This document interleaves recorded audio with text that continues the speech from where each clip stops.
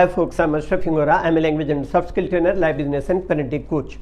English breakfast with Ashraf में हम active passive voice part 3 की एक्सरसाइजेस करेंगे। पास्ट परफेक्ट टेंस की एक्सरसाइजेस देखें।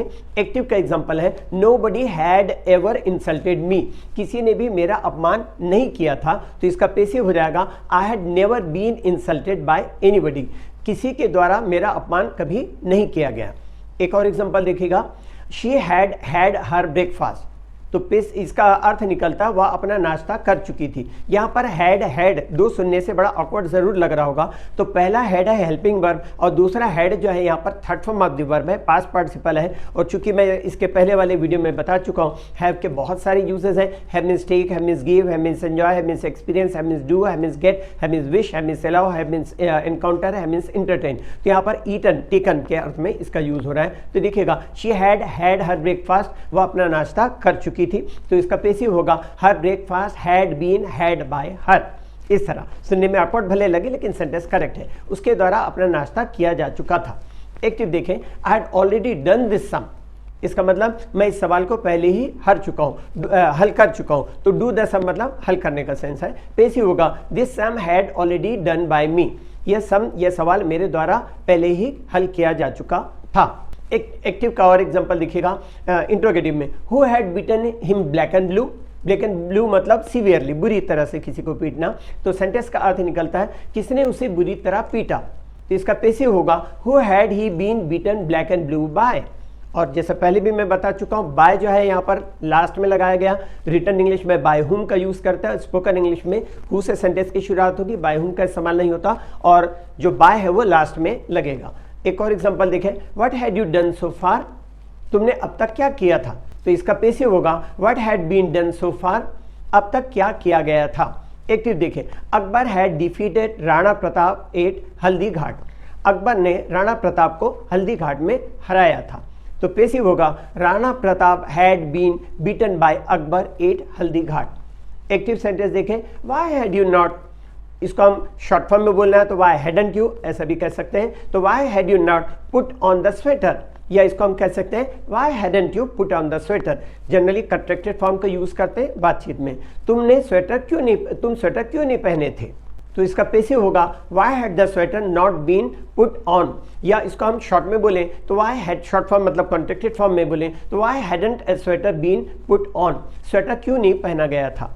एक्टिव देखिएगा, I had never tasted such a delicious dish before, इसका मतलब मैं इतनी अच्छी डिश का स्वाद पहले कभी नहीं लिया था, तो पैसिव होगा such a delicious dish had never been tested by me before. तो यहाँ पर क्या होगा, मेरे द्वारा इतनी अच्छी डिश का स्वाद पहले कभी नहीं लिया गया था। अब एग्जांपल देखें फ्यूचर परफेक्ट टेंस का, the doctor will have prescribed this medicine, इसका मतलब डॉक्टर ने यह दवाई लिखा होगा। इस तरह पैसिव होगा this medicine will have been prescribed by the doctor, यह दवा डॉक्टर द्वारा लिखी गई होगी। एक्टिव का एक और एग्जांपल देखेंगे, he will have left this country, इसका मतलब क्या होगा, वह इस देश को छोड़ दिया होगा, तो इसका पैसिव होगा this country will have been left, यह देश छोड़ दिया गया होगा। एक्टिव देखिएगा, she will have washed all the clothes, इसका मतलब उसने सारे कपड़े धो लिए होंगे या धो चुकी होगी, तो इसका पैसिव होगा all the clothes will have been washed, इसका मतलब सारे कपड़े धो लिए गए होंगे। इस तरह एक्टिव देखिएगा, she will have mortgage her ornaments, इसका मतलब उसने अपने गहने गिरवी रखे होंगे, तो इसका पैसिव होगा हर ऑर्नामेंट्स विल हैव बीन मॉर्गेज्ड, उसने गहने गिरवी रख दिए, उसके गहने गिरवी रख दिए गए होंगे। इस तरह एक्टिव देखिएगा, when will you have learn this lesson, तुमने इस पाठ को कब सीखा होगा, तो इसका पैसिव होगा when will this lesson have been learn, इस पाठ को कब सीखा गया होगा। आगे, how will she have saved the child, इसका मतलब उसने बच्चे को कैसे बचाया होगा, तो इसका पैसिव होगा how will this child have been saved, इसका मतलब उसके द्वारा बच्चे को कैसे बचाया गया होगा। एक्टिव का एग्जांपल देखिएगा और इंट्रोगेटिव में, will she have surely one the match, इसका मतलब क्या उसने निश्चित रूप से मैच जीता होगा, तो पैसिव होगा will the match have surely been won by her, क्या उसके द्वारा मैच निश्चित रूप से जीता गया होगा। एक्टिव का एग्जांपल देखिएगा, we shall have sold all our household articles by the next week. इसका मतलब हम अगले हफ्ते तक हमारे सारे घरेलू सामान बेच चुके होंगे। अब इसका पैसिव होगा, all our household articles will have been sold by the next week. इस तरह अब देखें अगले हफ्ते का, इसको मैं पहले हिंदी में एक बार बता दूं, उसके बाद आगे देखते हैं। दो ऑब्जेक्ट वाले सेंटेंसेस देखेंगे, पहले इसकी मीनिंग समझ लें। अगले हफ्ते तक हमारे सारे घरेलू सामान बेचे जा चुके होंगे। अब देखिएगा वो ऐसे सेंटेंसेस जिसमें दो ऑब्जेक्ट्स होते हैं। देखिएगा इसका एक्टिव भी दो तरह से, पैसिव भी दो तरह से बनेगा। She made me A sweater, इसका मतलब हुआ उसने मेरे लिए एक स्वेटर बनाया। उसको एक्टिव में दूसरी तरह से कह सकते हैं, she made a sweater for me, इसका मतलब उसने एक स्वेटर मेरे लिए बनाया। तो पैसिव भी दो तरह से बनेगा, I was made a sweater, इसका मतलब मेरे लिए एक स्वेटर बनाया गया, या a sweater was made for me, एक स्वेटर मेरे लिए बनाया गया। एक्टिव का एक और एग्जाम्पल देखिए जहां पर दो ऑब्जेक्ट वाला सेंटेंस है, I bought her A present, मैंने उसके लिए एक तोहफा खरीदा।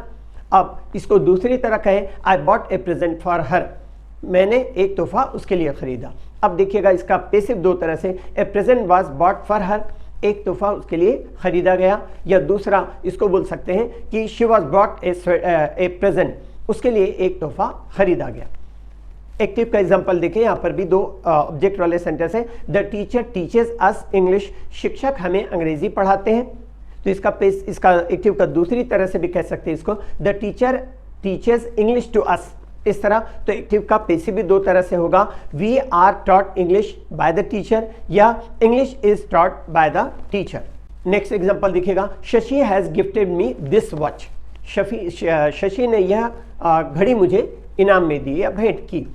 और उसको दो तरह से, दिस वॉच और मी जो है तो दो तरह से एक्टिव होगा, तो दो तरह से यहाँ भी पैसिव होगा। Shashi had gifted this watch to me, Shashi ने यह घड़ी मुझे भेंट की। तो पैसिव दो तरह से होगा, तो कैसे बनेगा देखिएगा, I have been gifted this watch by Shashi, एक तो इस तरह से कह सकते हैं शशि द्वारा मुझे यह घड़ी भेंट की गई, और दूसरा इसको कह सकते हैं this watch has been gifted by Shashi, Shashi द्वारा यह घड़ी मुझे भेंट की गई। इंग्लिश के लिए आप मेरे channel English breakfast with Ashraf and soft skill के लिए Ashraf the mover and shaker को लाइक शेयर एंड सब्सक्राइब करें, कमेंट सेक्शन में कमेंट करें, बेल आइकॉन प्रेस करें, और मेरी बुक जरूर पढ़ें। Thanks for watching.